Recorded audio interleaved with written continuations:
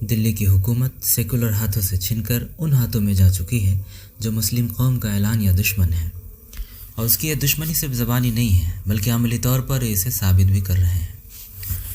جن ہاتھوں سے حکومت چھنی ہے وہ کتنے سیکولر تھے، اس سے کہیں زیادہ ہمارے لیے یہ جاننا ضروری ہے کہ اس انتخاب میں ہمارا کیا رول رہا اور زعفرانی طاقتوں کی کامیابی میں ہمارا کیا کردار رہا۔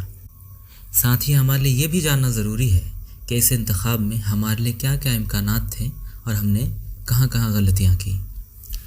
اگر وقت رہتے ہم نے اس پر سنجیدگی سے غور نہیں کیا اور غلطی پر غلطی کرتے چلے گئے تو پھر حالات ہمارے لیے مزید خراب ہوتے چلے جائیں گے اور ہم سیاسی طور پر بری طرح کمزور ہو جائیں گے، جس کا انجام کس قدر خوفناک اور خطرناک ہوگا ہم اس کا اندازہ بھی نہیں کر سکتے۔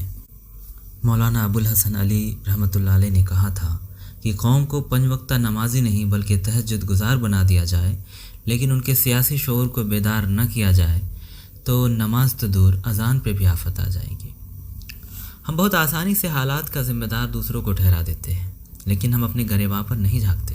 بہت آسانی سے ہم یہ کہہ دیتے ہیں کہ فلاں سیاسی جماعت فلاں سے مل کر کام کرتی تو آج بات کچھ اور ہوتی، لیکن ہم خود اپنی جگہوں پر آپس میں دست و گریباں ہوتے ہیں، ہمیں نظر نہیں آتا۔ چیزیں پانی کی طرح صاف تھی، اس کے باوجود ہم صحیح فیصلہ نہیں لے پائے، نتیجہ سب کے سامنے ہے۔ دوسری جانب ہم میں سے ہی کچھ لوگ جو میدان میں اس طرح آتے ہیں گویا وہ زعفرانی طاقتوں کا خاتمہ کر کے اپنی حکومت قائم کر لیں گے، لیکن حقیقت یہ ہے کہ انہی کے کاندھوں پر پاؤں رکھ کر یہ زعفرانی طاقتیں اپنی کامیابیوں کی سیڑھیاں چڑھ رہی ہیں۔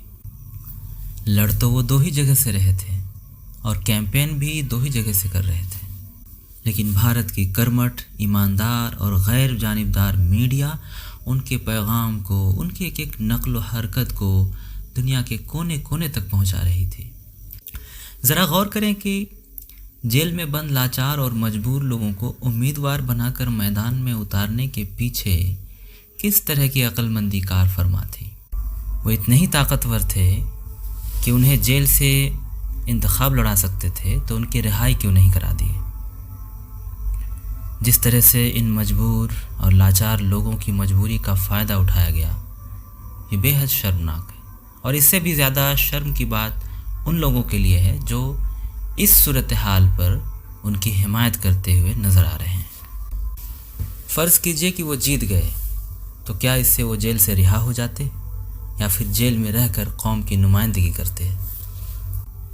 یاد رہے، انتخاب نمبر کا کھیل ہوتا ہے اور ہم اس تعداد میں نہیں ہیں کہ اکیلے اپنے دم پر انتخاب جیت سکیں اور اپنی حکومت قائم کر سکیں۔